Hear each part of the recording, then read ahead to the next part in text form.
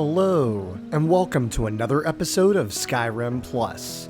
Today I'm featuring Maple Forest House by Umeguru. Let's check out the map. Here we are at Maple Forest House. We're near Riverwood. And here we are again at Maple Forest House. For our world space view, here's a view of Riverwood and the bridge that goes to Whiterun. And then as we travel down the White River closer to Whiterun, we find our featured home. It has a deck that's on the riverside, so you get some great views. You have a table to sit out and enjoy a meal on nice days. And as we pass the Whiterun wall totem, we find some bunting, an alchemy sign, a light for night, and here's the door to the inside. And now we find ourselves in the courtyard of our new home.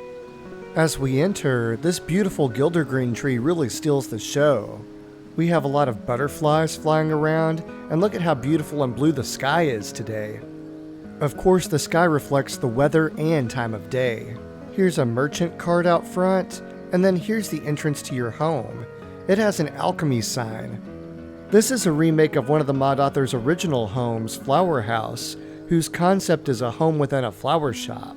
So if you're a fan of greenery and pops of color, you'll love this place. Here's a deck with a lamppost, a bench, lots of pretty plants and flowers, and here's another table to wine and dine outdoors. And then straight ahead, we have a greenhouse.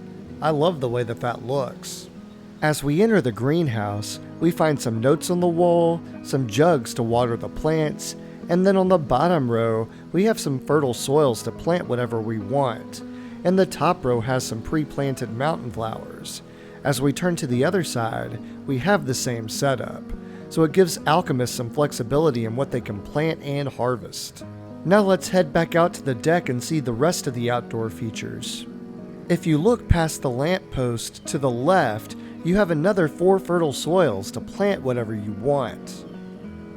Now let's check out this little area by the stairs. This flower in the bucket looks really nice, and then there's a small room under the stairs. It contains several more fertile soils to plant whatever you want, so I think alchemists will really like this home. Now let's head up these stairs, and when we do, we find even more fertile soils to plant whatever we want. You have another jug to water your plants, and a book. Hopefully it's on horticulture. There's an opening where you can see the gildergreen tree, although it's partially blocked by this ivy. But now that we've seen what's upstairs, let's head back down and check out the rest of the courtyard. And while we do, make sure to smash that like button and subscribe if you haven't already. Down by the tree we find some more chickens, and where you find chickens, you find eggs. Here's a harvestable egg nest right next to the tree.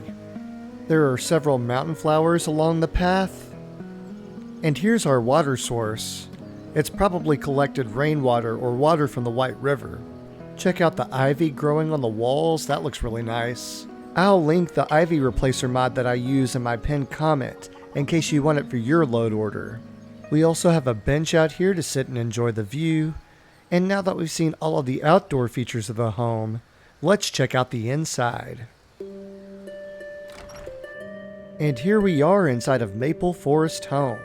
As I mentioned earlier, the home has a flower shop design, so you have all sorts of beautiful flowers hanging out around your home. They both look really nice, and they give you some practicality if you're an alchemist. There's also this rabbit named Cabbage who acts as a vendor. I know, surprising, right? Good afternoon. What have you got for sale? So you're interested in my potions and ingredients? And as you heard Cabbage say, she sells potions and ingredients. And she also sells a teleport spell to the home, so you probably want to buy that from her. Alright then. She also has a merchant room back here with a table and business ledger. I love the creativity from the mod author. Here's some lavender, some more plants on pedestals. You have some ivy growing along your walls. And then you have this really cool stone archway. I love these archways in homes. It makes them seem more sophisticated and less cookie cutter. And then here's your dining area and kitchen. You've got a nice dining room table with some food and a nice flower arrangement. And then behind that we find a kitchen. You have a crackling fire with some good ventilation, some desserts and breads that you've recently baked, and a cooking pot for your cooking needs. Here's some places to store some food, and then there's another view of that dining table. And now we'll leave this area and take a quick look to the right where we have some more plants growing, and then we notice this door to the left. Let's see what's inside. And inside of the door we find a very green and very relaxing bathroom. This area straight ahead has several hanging plants, a chair, and a lantern for some mood lighting. As we move to the left, we find a wardrobe where we can find some fresh clothes after we get so fresh and so clean. And then here's our very large bathtub. It looks like you have a spot for drinks, and it looks like that Dwemer machinery is heating the water. You can see the steam rising. I'm ready to go and take a bath in this place. And I really like the lighting provided by this candle horn chandelier. As we turn to the right, we find a shower behind all of this ivy. As we get closer, you can see the Dwemer-style drain, the shower seat. You've got a knob that toggles the water on and off, and there's the Dwemer shower head. Something tells me that that's heated water too. Okay, now that we've seen the bathroom, let's head back out to the main living space. And here's a nice view of the kitchen and dining room again. The lighting of the kitchen really looks good from this angle. Now we're going to make our way around this chair and head upstairs and see what that area has to offer. This space continues the great lighting we had downstairs, as well as more ivy hanging on our walls and lots of static decor. And here are some cabinets to store your ingredients. I like to roleplay that those notes on the cabinets are what I've left to myself to try to keep my ingredients organized. This next room offers a knapsack, lantern, and an alchemy lab on top of this small dining table. There are spots to store your potions and ingredients, a static replica of Sanguine's Rose, and an overlook of the living room space when you first walk in by Cabbage. You also have these clicky cabinets that slide open when activated. It looks like you have some over here too, and some insects in a jar, as well as some more static decoration and storage. Now that we've seen this space, we're ready to head up this ladder and see what the last level has to offer. And now we're on the third and final level of the home, and this is also where the teleport spell takes you once you've cast it.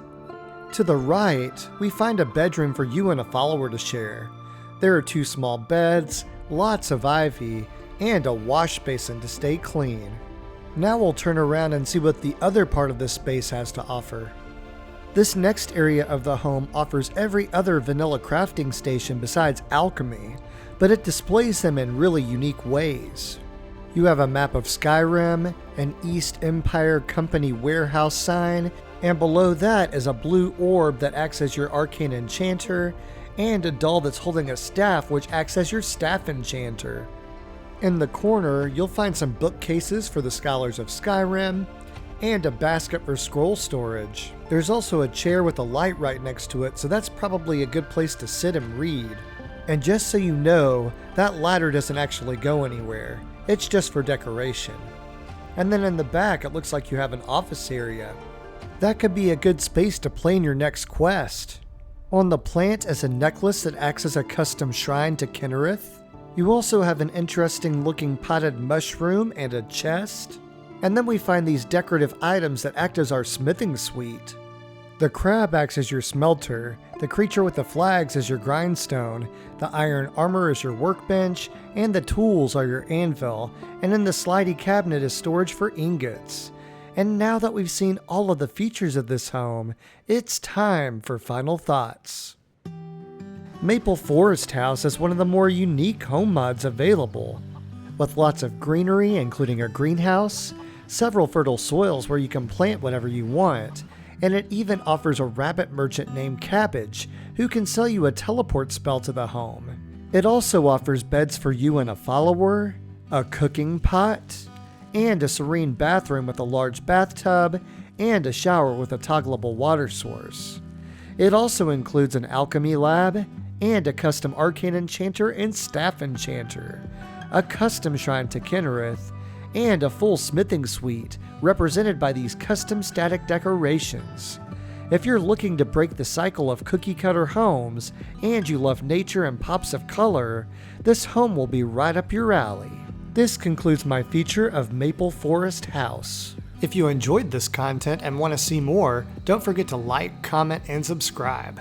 Click the bell icon if you want to be notified of when I post. And as always, thanks for watching. I'll catch you on the next episode.